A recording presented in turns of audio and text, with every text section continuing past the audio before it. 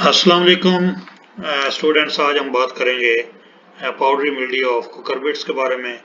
तो इसको उर्दू में बेलदार पौधों की पाउडरी फुंदी भी कहा जाता है। तो ये बहुत ही इम्पोर्टेंट डिजीज़ है कुकरबिट्स की। कुकरबिट्स क्या होते हैं? Cucurbits are the members of Cucurbitaceae family, जिसमें हमारे ये सारे बेलदार पौधे आ जाते हैं।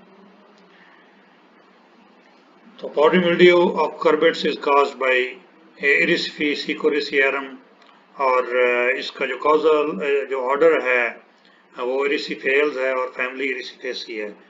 तो जीनस इरिसिफी है, ऑर्डर जो है इरिसिफेल्स है और फैमिली इरिसिफेसी है। तो ये बड़ा आसान है इसको याद करना। तो ये सारी की सारी कुकरबिट्स को इफेक्ट करती है ये जो डिजीज़ है, लेकिन स्क्वैश और पम्पकिन्स के लिए ज़्यादा डेंजरस है। तो इसकी सिम्टम्स जो है वो क्या हैं? जैसा कि आप यहाँ पे देख रहे हैं, पेटियोल्स और यंग स्टेम्स और लीव्स के ऊपर जो है वो पाउडरी मास जो है वो जमा हो जाता है।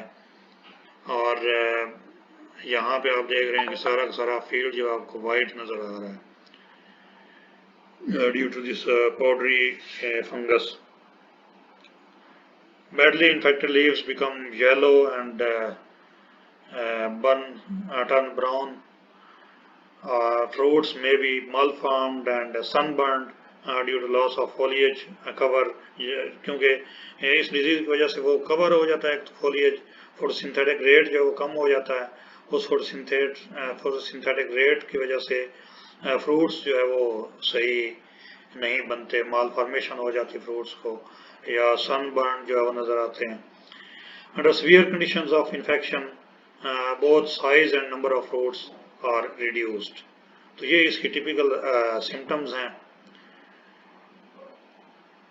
इसका डिजीज साइकिल अगर आप देखें तो initial inoculum develops on the debris, leaf debris जो नीचे गिर जाते हैं, जो बेल्स जो हैं वो इन्फेक्टेड होती हैं, उनके पत्ते जो इन्फेक्टेड होते हैं, और वो सेकेंडरी इन्फेक्शन काज करते हैं थ्रू विंड करंट्स या एयर करंट्स जो है।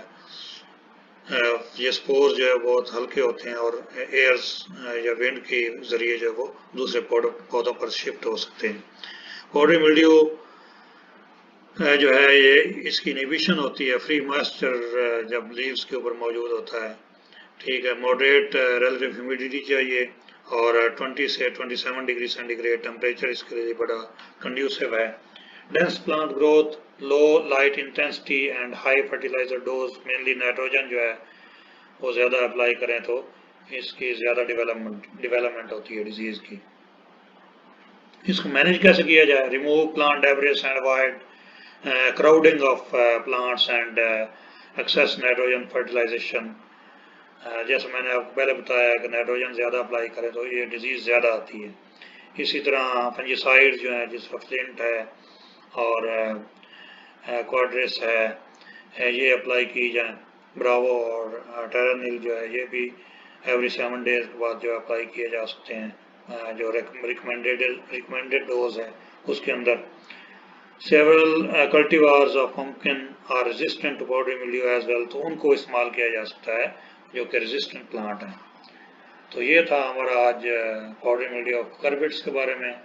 आई hope you like this video और आपके नॉलेज में इजाफा हुआ होगा अबाउट पाउडरी मिल्ड्यू ऑफ कुकरबिट्स।